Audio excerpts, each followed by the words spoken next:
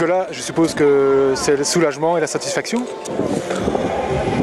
Soulagement et la satisfaction, il y a longtemps qu'ils m'ont prouvé qu'ils se sont investis, qu'ils étaient sérieux et qu'on pouvait avoir une mixité dans un groupe, donc ça ils me l'ont prouvé il y a bien longtemps. Relaxé, je suis relaxé déjà on va dire depuis Israël quand même. Et depuis, on va dire, en rentrant dans les détails techniques, depuis la victoire contre des Fidjiens à Las Vegas, ça a été vraiment déclencheur. Je sais qu'on a été, voilà, on fait des planifications comme on peut. Et surtout, ce qu'il faut remercier, surtout, c'est les moyens qu'on a pu nous donner, le temps qu'on a eu. Et à partir du moment où on a une stabilité dans le travail, on voyait que le peuple belge pouvait faire de grandes choses. Donc on sait que le potentiel sur le Seven, il n'est pas obligatoirement les JO, mais il y a d'autres étapes dans les circuits de qualification, il y a le circuit RB, il y a d'autres choses. Ce groupe aujourd'hui a prouvé beaucoup de maturité malgré son jeune âge, beaucoup de maîtrise quand même individuelle et tactique et stratégique. Donc oui, la fierté elle est vraiment là, quoi. Et maintenant, la saison prochaine, c'est le Grand Prix Series, les Grands Prix Series. Qu'est-ce que ça va être très très difficile? Déjà, moi, la saison n'est pas finie. Elle est déjà assez courte pour le Seven au niveau des rencontres au sommet, on va dire. C'est pour ça qu'il faut un petit peu de préparation, un petit peu tout le temps. C'est pour ça qu'il y a le pôle performance le mardi matin. C'est pour ça qu'il y a certains cycles de tournois qui sont ce qu'ils sont, mais ils sont là avec divers objectifs. Voilà, ils sont tous scolarisés aussi, il ne faut pas l'oublier. C'est-à-dire qu'on peut se faire du sport de haut niveau aussi en Belgique en étant scolarisé. Là, sur le groupe aujourd'hui, il n'y a que Victor Wartik qui a commencé une activité professionnelle. Tous les autres sont toujours universitaires ou réto même. Donc voilà, c'est des choses qui sont importantes pour l'accession du sport de haut niveau en Belgique. Et quel est le programme du reste de la saison? Là, il y a les universiades, donc voilà. Un sport olympique, c'est une délégation. Une délégation, c'est un sport masculin et féminin. Aujourd'hui, voilà, il y a des choses qui sont très positives. Les filles FIRA montent, les garçons montent. Le projet a été lancé il y a 3 ans maintenant, avec un petit décalage obligatoirement. La première compétition, c'était la Coupe du Monde universitaire en 2010. On suit des cycles comme ça et les filles se rapprochent, elles travaillent autant que les garçons. Et voilà, déjà, je félicite le staff.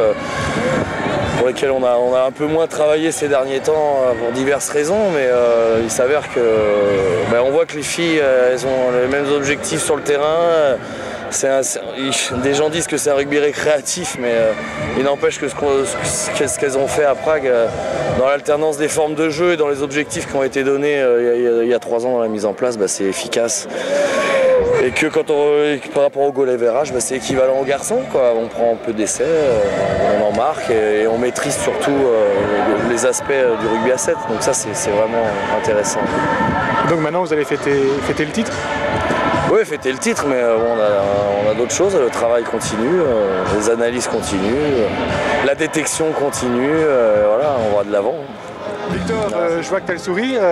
Tout le groupe est évidemment très heureux. C'est 3 ans d'aboutissement, c'est une délivrance. On a raté 2 fois, à chaque fois on tombait à la 2e marche du podium et on regardait les autres monter, on regardait la joie. Et ici c'est la consécration, c'est la joie chez nous devant notre public qui a répondu présent. C'est sûr que le stade n'allait pas être rempli, mais voilà, on les a entendus, ils étaient là, ils ont fait du bruit. On a vu plein de visages connus et c'est un plaisir, c'est bon. Et pendant ces 3 ans, il n'y a jamais eu un peu de découragement?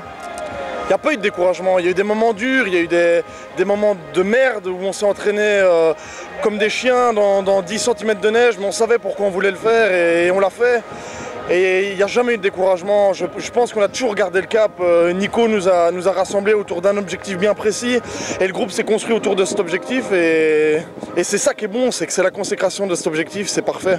Et par rapport à il y a 2 ans et aux montées ratées, qu'est-ce qui a changé cette saison? Je pense que un des points clés, c'est les coups de pied de renvoi. On a vraiment progressé, on a eu un déclic, on a eu un stage en Tunisie au mois d'avril. On n'était pas bon et ici je ne sais pas ce qui s'est passé, on a commencé à maîtriser ce secteur-là du jeu et je crois que c'est ce qui nous manquait parce que du coup quand on marque on récupère la possession du ballon et puis tout de suite ça nous remet en confiance et je ne sais pas qui de l'œuf ou de la poule, mais à un moment on a senti vraiment une confiance en nous et on savait là où on allait et voilà, on ne savait pas nous battre. Et pour la saison prochaine, je sais que la saison n'est pas terminée, Nico l'a précisé. Mais qu'est-ce que vous allez devoir faire en plus en Grand Prix Series? Ah, si seulement je le savais. Le problème c'est que personne d'entre nous n'est jamais allé jouer à ce niveau-là. On a été invité à un tournoi, on terminait d'une déception, on sortait de notre échec entre guillemets en Pologne l'année dernière, on termine deuxième. On a été invité à un tournoi à ce niveau-là. Honnêtement, je ne sais pas ce qu'il va falloir faire. Maintenant, le coach est là pour nous le dire, il a l'expérience, le groupe est là, on s'entend vraiment bien et voilà, la moyenne d'âge se tient. On a 21 ans de moyenne d'âge, je suis le plus âgé, j'ai 25 ans.